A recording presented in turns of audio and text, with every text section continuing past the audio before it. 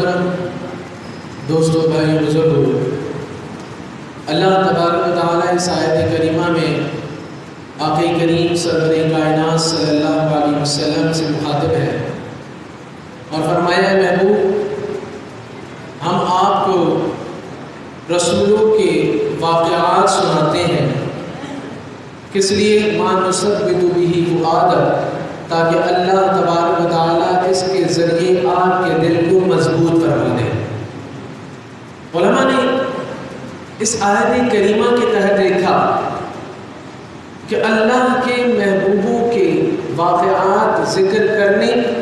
سے اللہ تبارک و تعالیٰ دلوں کو مضبوط فرما دیتا ہے، ایمان انسان کا مزید نکھر جاتا ہے۔ لیکن ایک مرتبہ حضرت ابن عباس رضی اللہ تعالیٰ عنہ فرماتے ہیں کہ ہم انبیاء علیہ السلام کا ذکر کر رہے تھے، مسجد نبوی میں بیٹھے ہوئے ایک نے کہا کہ حضرت آدم علیہ السلام کو اللہ تبارک و تعالیٰ نے صفی اللہ بنایا ہے۔ پھر ایک اور صحابی نے عرض کی کہ اللہ تبارک و تعالیٰ نے حضرت موسیٰ علیہ السلام کو کلیم اللہ بنایا، ان سے کلام کیا۔ ایک اور نے کہا حضرت عیسیٰ علیہ السلام کو کلمۃ اللہ بنایا۔ پھر اسی طرح ذکر کر رہے تھے کہ آقا کریم صلی اللہ علیہ وسلم تشریف لائے اور فرمایا، اپنے حجرے مبارک سے نکلے اور فرمانے لگے کہ انا حبیب اللہ لا فخر، کہ اللہ تبارک و تعالیٰ نے مجھے حبیب اللہ بنایا ہے، میں اللہ کا حبیب ہوں اور مجھے اس پر فخر نہیں۔ یعنی آقا کریم سرور کائنات صلی اللہ علیہ وسلم نے صحابہ کرام کے درمیان اپنا ذکر فرمایا اور انہیں اہمیت بتائی کہ میں اللہ کا حبیب ہوں، میرا ذکر کرو۔ فرماتے ہیں نا حضرت امیر معاویہ رضی اللہ تعالیٰ عنہ، ایک مرتبہ ایسا آیا کہ ہم مسجد نبوی میں بیٹھ کر ذکر کر رہے تھے، اللہ تبارک و تعالیٰ کا شکر و احسان ادا کر رہے تھے کہ اللہ تعالیٰ نے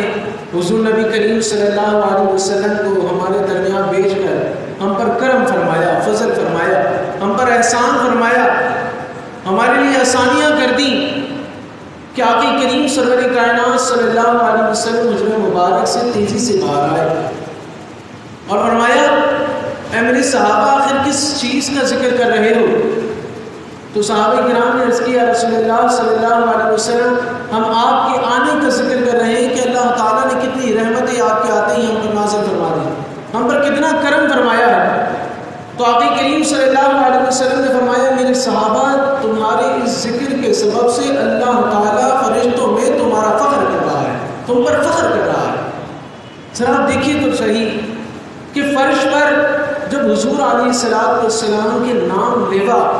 حضور کا ذکر کرتے ہیں، حضور سے محبت کا اظہار کرتے ہیں، حضور سے عاشقی کا اظہار کرتے ہیں، تو اللہ تبارک و تعالیٰ انہیں عرش پر مشہور کر دیتا ہے، عرش پر ان کے ڈنکے بجتے ہیں۔ اب دیکھیے حضرت حسان بن ثابت رضی اللہ تعالیٰ عنہ، عظیم شاعر،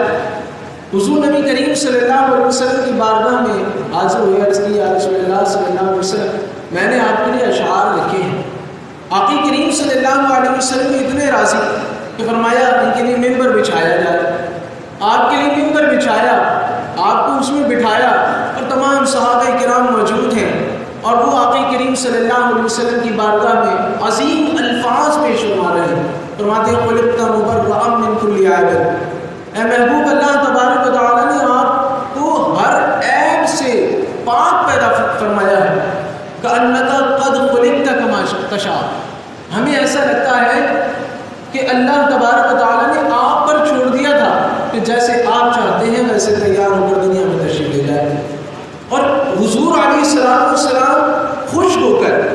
اب دیکھیں نا، آقا کریم صلی اللہ علیہ وسلم خوش ہو کر فرماتے ہیں، اللہ جبریل امین کے ذریعے ان کی مدد فرما۔ یعنی آقا کریم سرور کائنات صلی اللہ علیہ وسلم کو اپنا ذکر کتنا محبوب تھا کہ جس نے حضور علیہ السلام کا ذکر کیا، آقا کریم صلی اللہ علیہ وسلم کی یاد تازہ کی، اللہ تبارک و تعالیٰ بھی اس سے راضی ہے اور حضور علیہ السلام بھی اس سے راضی ہے۔ اب دیکھیے نا، اتنے بڑے محدث ہیں حضرت شاہ عبد الحق محدث دہلوی رحمۃ اللہ تعالیٰ، کون سا دنیا کا عالم اور مکتب